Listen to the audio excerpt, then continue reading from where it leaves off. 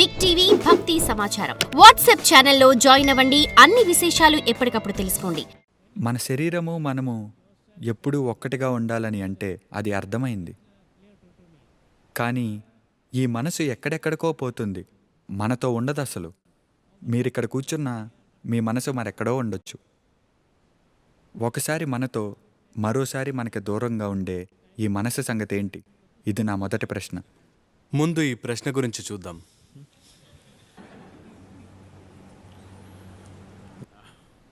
మన మనసు కూడా ఎక్కడికి వెళ్ళదు. అది ఇక్కడే ఉండి వేరేదో ఆలోచిస్తోంది. అది ఎక్కడికైనా వెళ్తుందా? మనసు ఎక్కడికి వెళ్ళదు. అది ఇక్కడే ఉండి దేని గురించో ఆలోచిస్తోంది. కానీ ఇది ఇక్కడే ఉంది, అవునా? మీ శరీరము పోదు, మీ మనసు పోదు, మీరు కూడా ఎక్కడికి పోరు. అదంతా మొత్తం ఒకటి. మీరు ఏదైనా చెయ్యాలంటే అది మూడిటికి పనికొచ్చేలా, కలిసొచ్చేలా చేయాలి. మీరు దాన్ని వేరుగా దీన్ని వేరుగా నిర్వహించలేరు. అవన్నీ కలిసే ఉన్నాయి, అవునా? మీ మనసు ఎక్కడికి వెళ్ళదు. మీరు పోగొట్టుకున్నారా ఏంటి?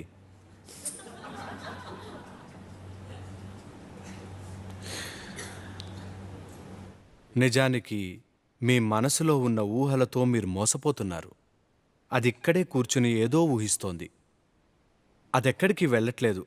కానీ మీరు మీ మనసుతో ఎంత లీనమై ఉన్నారంటే, కానీ మనసు ఎక్కడికో వెళ్తుందనుకుంటున్నారు. మనసు ఎక్కడికి వెళ్ళదు, ఇక్కడే ఉంది, అవునా?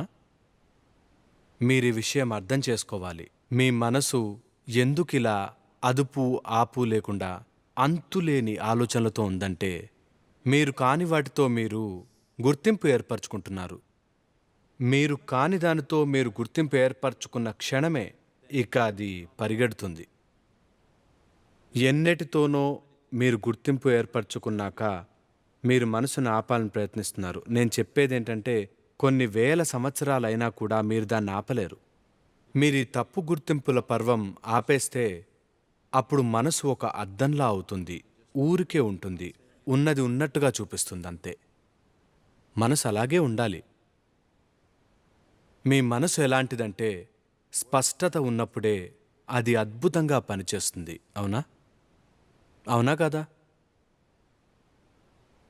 మీ మనసు ఇక్కడ ఉన్నది ఏది పడితే అది ఆలోచించడానికి కాదు, జీవితానికి అది అవరోధం. మీకు మనసు ఉన్నది జీవితం పట్ల స్పష్టత తీసుకురావడానికి. కానీ ఇప్పుడు మనసు పెద్ద గజిబిజిగా మారింది. ఎందుకంటే మీరు కాని వాటితో మీరు గుర్తింపు ఏర్పరచుకున్నారు. తర్వాత దాన్ని అణిచిపెట్టాలనుకుంటున్నారు. అది కుదరని పని. మీరు చెడు ఆహారం తిన్నారు, దానితో కడుపులో గ్యాస్ పుట్టింది. దాన్ని ఆపలేరు మీరు. చెడు ఆహారం తిన్న తర్వాత పరిణామం అది.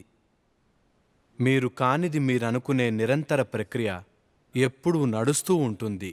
దాన్ని మీరు ఆపలేరు, ఏం చేసినా సరే. మీరు దేవుణ్ణి తలుచుకుంటే దేవుడే మిమ్మల్ని అన్ని చోట్లకి తీసుకెళ్తూ ఉంటాడు.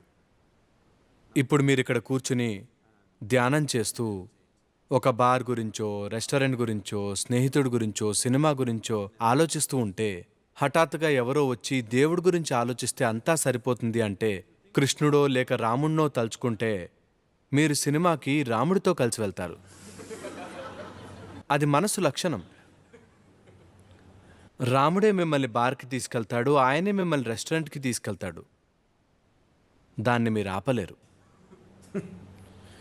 మీరు కాని వస్తువులతో మిమ్మల్ని మీరు గుర్తించుకున్నాక ఆగే ప్రసక్తే లేదు.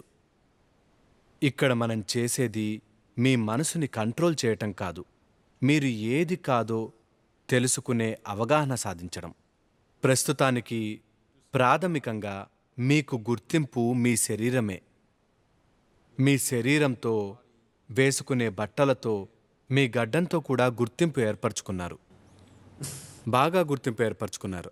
మీ భార్య, మీ పిల్లలు, మీ కుటుంబం, మీ చదువు, మీ మతం, ఇలా ఎన్నిటితోనో మీకు గుర్తింపు.